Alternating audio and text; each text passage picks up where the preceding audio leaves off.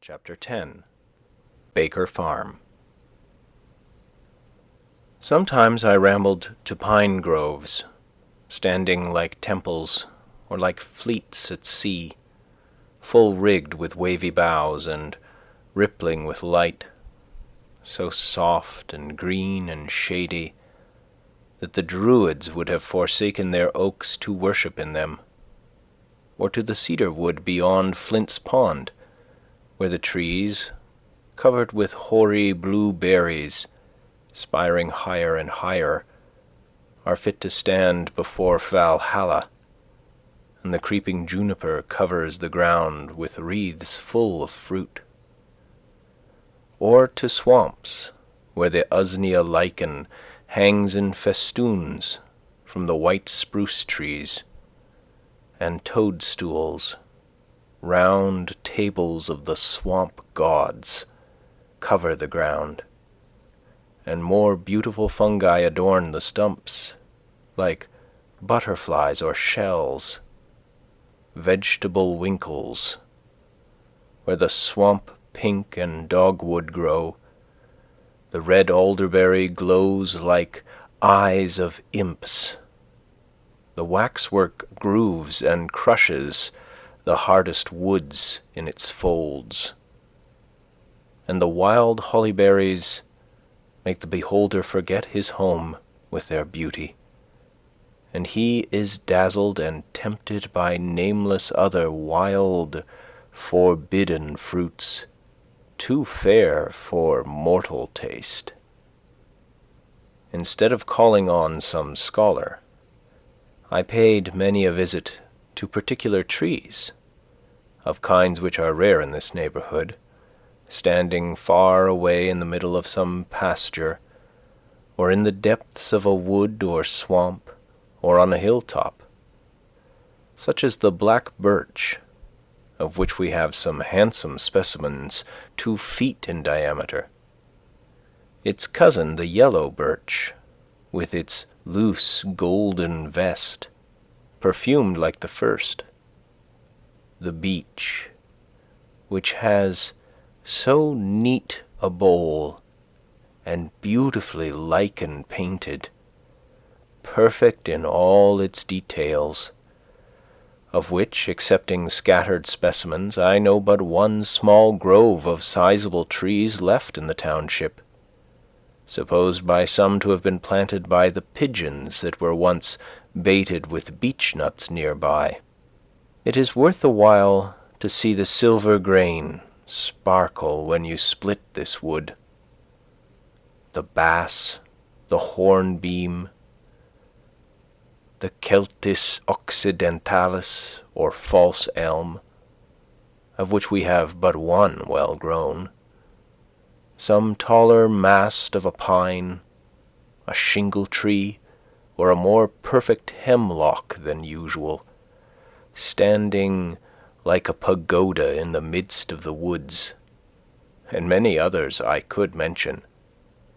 These were the shrines I visited, both summer and winter.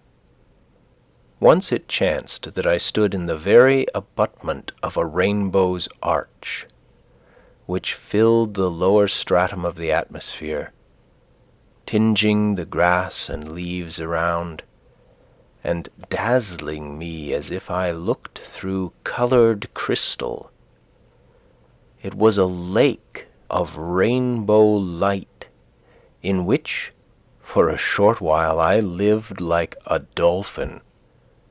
If it had lasted longer, it might have tinged my employments and life. As I walked on the railroad causeway, I used to wonder at the halo of light around my shadow, and would fain fancy myself one of the elect. One who visited me declared that the shadows of some Irishmen before him had no halo about them, that it was only natives that were so distinguished. Benvenuto Cellini tells us in his memoirs that, after a certain terrible dream or vision which he had during his confinement in the castle of St. Angelo, a resplendent light appeared over the shadow of his head at morning and evening, whether he was in Italy or France, and it was particularly conspicuous when the grass was moist with dew. This was probably the same phenomenon to which I have referred, which is especially observed in the morning, but also at other times and even by moonlight. Though a constant one, it is not commonly noticed, and in the case of an excitable imagination like Cellini's, it would be basis enough for superstition. Beside, he tells us that he showed it to very few. But are they not indeed distinguished who are conscious that they are regarded at all? I set out one afternoon to go a-fishing to Fair Haven, through the woods, to eke out my scanty fare of vegetables. My way led through Pleasant Meadow, an adjunct of the Baker farm, that retreat of which a poet has since sung, beginning, "Thy entry is a pleasant field, which some mossy fruit trees yield, partly to a ruddy brook, by gliding musquash undertook, and mercurial trout darting about." I thought of living there before I went to Walden. I hooked the apples, leaped the brook, and scared the musquash and the trout. It was one of those afternoons which seem indefinitely long before one, in which many events may happen, a large portion of our natural life, though it was already half spent when I started. By the way there came up a shower, which compelled me to stand half an hour under a pine, piling boughs over my head and wearing my handkerchief for a shed. And when at length I had made one cast over the pickerel weed, standing up to my middle in water, I found myself suddenly in the shadow of a cloud, and the thunder began to rumble with such emphasis that I could do no more than listen to it. The gods must be proud, thought I, with such forked flashes to rout a poor unarmed fisherman. So I made haste for shelter to the nearest hut, which stood half a mile from any road, but so much the nearer to the pond, and had long been uninhabited. And here a poet builded, in the completed years, for behold a trivial cabin that to destruction steers. So the muse fables. But therein, as I found, dwelt now John Field, an Irishman, and his wife, and several children, from the broad-faced boy who assisted his father at his work, and now came running by his side from the bog to escape the rain, to the wrinkled, sibyl-like, cone-headed infant that sat upon its father's knee as in the palaces of nobles, and looked out from its home in the midst of wet and hunger inquisitively upon the stranger, with the privilege of infancy, not knowing but it was the last of a noble line, and the hope and cynosure of the world, instead of John Field's poor starveling brat. There we sat together, under that part of the roof which leaked the least, while it showered and thundered without. I had sat there many times of old before the ship was built that floated his family to America. An honest, hard-working, but shiftless man plainly was John Field, and his wife, she too was brave to cook so many successive dinners in the recesses of that lofty stove, with round greasy face and bare breast, still thinking to improve her condition one day, with the never-absent mop in one hand, and yet no effects of it visible anywhere. The chickens, which had also taken shelter here from the rain, stalked about the room like members of the family, too humanized, methought, to roast well. They stood and looked in my eye or pecked at my shoe significantly. Meanwhile my host told me his story, how hard he worked bogging for a neighbouring farmer, turning up a meadow with a spade or bog hoe at the rate of $10 an acre, and the use of the land with manure for 1 year, and his little broad-faced son worked cheerfully at his father's side the while, not knowing how poor a bargain the latter had made. I tried to help him with my experience, telling him that he was one of my nearest neighbors, and that I too, who came a-fishing here and looked like a loafer, was getting my living like himself, that I lived in a tight, light, and clean house, which hardly cost more than the annual rent of such a ruin as his commonly amounts to, and how, if he chose, he might in a month or two build himself a palace of his own. That I did not use tea, nor coffee, nor butter, nor milk, nor fresh meat, and so did not have to work to get them. Again, as I did not work hard, I did not have to eat hard, and it cost me but a trifle for my food.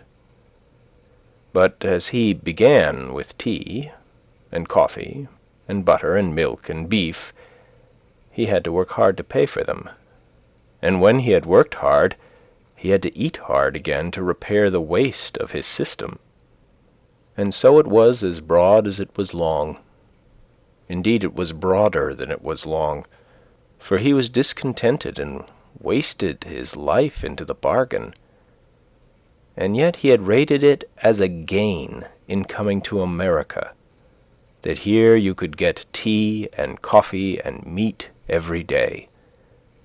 But the only true America is that country where you are at liberty to pursue such a mode of life as may enable you to do without these, and where the state does not endeavor to compel you to sustain the slavery and war and other superfluous expenses which directly or indirectly result from the use of such things.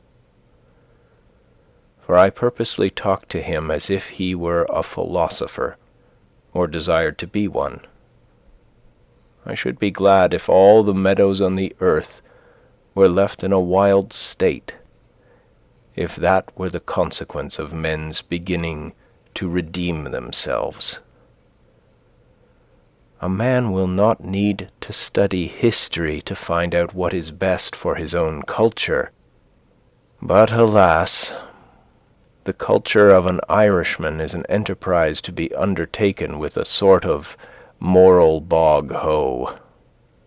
I told him that as he worked so hard at bogging, he required thick boots and stout clothing, which yet were soon soiled and worn out, but I wore light shoes and thin clothing, which cost not half so much, though he might think that I was dressed like a gentleman, which, however, was not the case.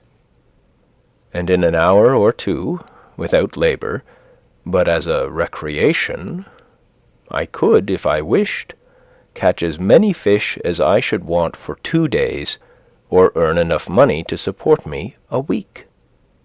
If he and his family would live simply, they might all go a-huckleberrying in the summer for their amusement. John heaved a sigh at this, and his wife stared with arms akimbo, and both appeared to be wondering if they had capital enough to begin such a course with, or arithmetic enough to carry it through. It was sailing by dead reckoning to them, and they saw not clearly how to make their port so. Therefore I suppose they still take life bravely, after their fashion, face to face, giving it tooth and nail, not having skill to split its massive columns with any fine entering wedge, and rout it in detail, thinking to deal with it roughly, as one should handle a thistle. But they fight at an overwhelming disadvantage, living, John Field, alas, without arithmetic, and failing so. "Do you ever fish?" I asked. Oh, yes, I catch a mess now and then when I'm lying by. Good perch I catch. What's your bait? I catch shiners with fishworms and bait the perch with them. You'd better go now, John, said his wife, with glistening and hopeful face. But John demurred. The shower was now over, and a rainbow above the eastern woods promised a fair evening, so I took my departure. When I had got without, I asked for a drink, hoping to get a sight of the well bottom to complete my survey of the premises. But there, alas, are shallows and quicksands, and rope broken withal, and bucket irrecoverable. Meanwhile, the right culinary vessel was selected, water was seemingly distilled, and after consultation and long delay passed out to the thirsty one. Not yet suffered to cool, not yet to settle. Such gruel sustains life here, I thought. So, shutting my eyes, and excluding the motes by a skilfully directed undercurrent, I drank to genuine hospitality the heartiest draught I could. I am not squeamish in such cases when manners are concerned. As I was leaving the Irishman's roof after the rain, bending my steps again to the pond, my haste to catch pickerel, wading in retired meadows, in sloughs and bog-holes, in forlorn and savage places, appeared for an instant trivial to me who had been sent to school and college. But as I ran down the hill toward the reddening west, with the rainbow over my shoulder, and some faint tinkling sounds borne to my ear through the cleansed air, from I know not what quarter, my good genius seemed to say, "Go fish and hunt, far and wide, day by day, farther and wider, and rest thee by many brooks and hearth-sides without misgiving. Remember thy Creator in the days of thy youth. Rise free from care before the dawn, and seek adventures. Let the noon find thee by other lakes, and the night overtake thee everywhere at home. There are no larger fields than these, no worthier games than may here be played. Grow wild according to thy nature, like these sedges and brakes, which will never become English Bay. Let the thunder rumble. What if it threaten ruin to farmers' crops? That is not its errand to thee. Take shelter under the cloud, while they flee to carts and sheds. Let not to get a living be thy trade, but thy sport. Enjoy the land, but own it not. Through want of enterprise and faith, men are where they are, buying and selling, and spending their lives like serfs. O Baker Farm, landscape where the richest element is a little sunshine innocent. No one runs to revel on thy rail-fenced lea. Debate with no man hast thou.